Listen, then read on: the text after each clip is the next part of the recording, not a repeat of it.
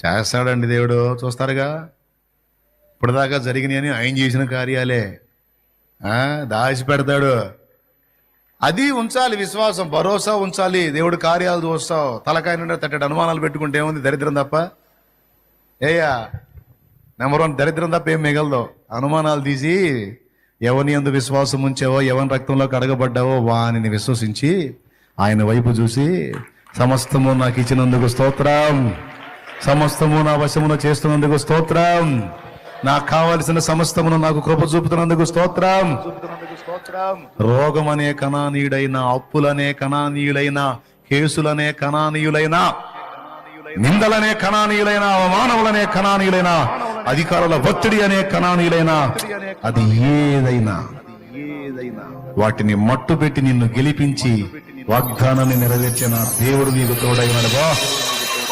నా దేవుడు నీకు తోడైనడుబో. సంతోషంగా పో. నా తండ్రి ఉన్నాడు.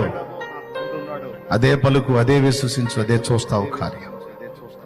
అలాంటి కార్యములు మనందరి ఎడల నా తండ్రి జరిగించునుగాక.